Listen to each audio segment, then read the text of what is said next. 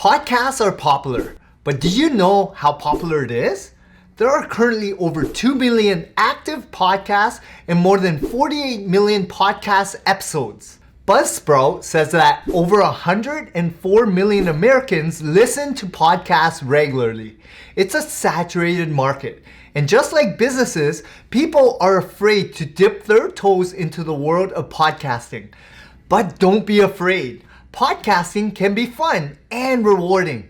I started my own over 3 years ago, and it's helped me learn more and build amazing relationships. Let's talk about how to start your own podcast. It's simple.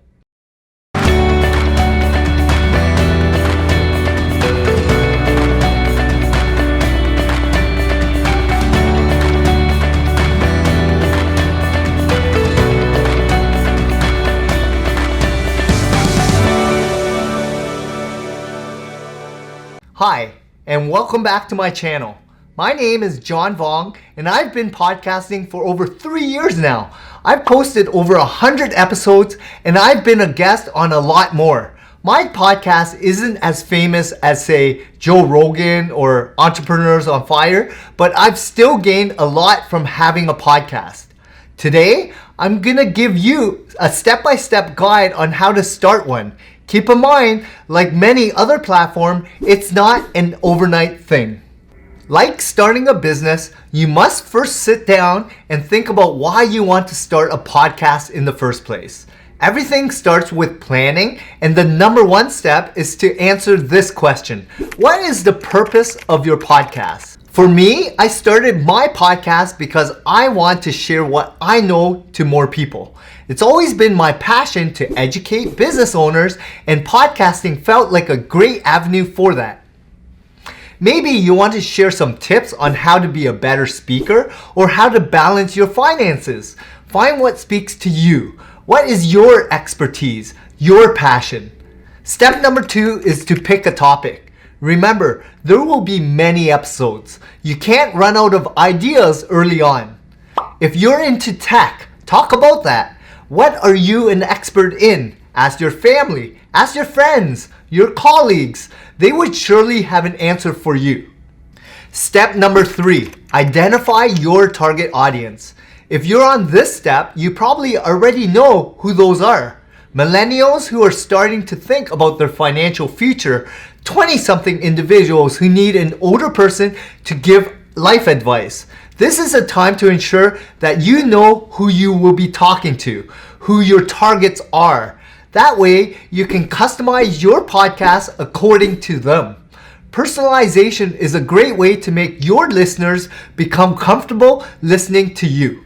Step number 4, choose your format and length. Interview style, conversational, storytelling, panel format, solo, with a co-host, or a mix of everything. There are tons of options. Your choice depends on what you've chosen before this step. What kind of format would resonate with your audience? That would also fit in the topic that you will be talking about. The length is important too. Under an hour is great. It's the average driving time or time to do some simple chores. Making it longer than that might be a bad thing. The attention span of most people nowadays is very short, and distractions are everywhere. You need enough time to delve into your topic, but not too long to bore your audience. Step number 5, prepare what you need. You'll need a name first. Don't pick random ones. Make sure that when someone sees your podcast on Spotify or Apple Podcasts, they would know what kind of topics you're going to talk about. Buying podcast equipment is probably one of the reasons why most people are afraid to start a podcast. They think that it would cost a lot. However, when starting off, you can even just use your current computer and microphone. Even Apple headphones work well if you have an iPhone. Or there are cheap ones on Amazon. I've seen ones that are under $100. If you can only afford to buy one thing at the beginning, buy a mic. Audio quality for podcasts is a big deal. Who wants to listen to scratchy tracks? Another thing you need to do is to download audio editing software. There's Audacity, which you can download for free, and if you have a Mac, you can use GarageBand. If you want to go more high-end, Pro Tools, Adobe Audition, Logic Pro X are much better in quality, and some podcasters recommend as well. Here's a tip. If you don't know how to do editing, you can always hire someone to do it for you part-time. You can find someone on Fiverr. However, since most of your editing will be just cutting out the intro and outro dead air, it's pretty simple to do it on your own. So once you have that down, let's start recording. This is the usual episode format. Intro, welcome, the meat, call to action, outro. Simple, right? Let's break it down to make it simpler. Intro and outro music. I've added this together because they are very similar. The only difference is that one is for the first part of the audio and the other is for the end part. It's just music and maybe a short clip explaining your podcast. Find something that would resonate with your audience. There are tons of audio libraries to choose from, like Pixabay, YouTube Audio Library, or the free music archive. These are free. The intro and outro are only a few seconds. The welcome. Introduce yourself, your podcast, the episode topic, and if you have a guest, say something about them. The meat. This is the body of your podcast, where you get to talk about the topic for the day or interview your guests. I'm going to talk about the topic planning in a bit, but this is the most important part, so preparation is a must. As I've said, you can't be talking about the same stuff over and over again. Find something that would make every episode unique. Call to action. Here on YouTube, we usually say like, share, subscribe, click that notification bell. In podcasts, you can ask them to give you a subscription, review the podcast, go to your website or any social media page that you have, or if you want them to buy a product from your business, shout it out here. But don't make the podcast too salesy overall. Step number 6 is to start planning. Planning is key to having a well-balanced podcast whose listens won't suddenly drop. Make a list of topics. Make sure that every episode has something that your target audience would want. If your podcast is about how to start a business, what should these would-be business owners need to think about first? And then, what should they need next? And so on. If you're interviewing guests, you need to plan even further in advance. You don't want gaps in posting because you don't have guests.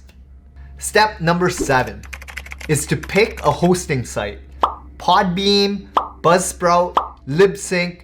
These are some of the top sites that can host your podcast. Some of these sites have a free version and the paid one is pretty inexpensive, with some even starting at $5 a month. As your podcast grows, you can update your plan to be able to upload more and get more of their features. Lastly, in step number 8 is to submit your podcast. Once you've done all these steps, you're ready to start recording. When you've uploaded at least one episode, you will be given an RSS feed. You'll use this to send to directories like Apple Podcasts, Google Podcasts, Spotify, and Stitcher. There's loads more. This is how you publish your podcast to other sites so people can listen to them. Not everyone is on Apple Podcasts or Spotify. Make sure you make your podcast easy to find, post it everywhere. I know that sounded like a lot. I promise that once you have everything set up, it won't take that long. It takes some preparation, but I've found it's worth it in the long run. Then all you have to do is market it. I will have a separate video for you on how to market your podcast, so watch out for that. Let me know in the comments below if you have a podcast. How have you found it? Do you enjoy podcasting? Leave your podcast names below so I can check them out.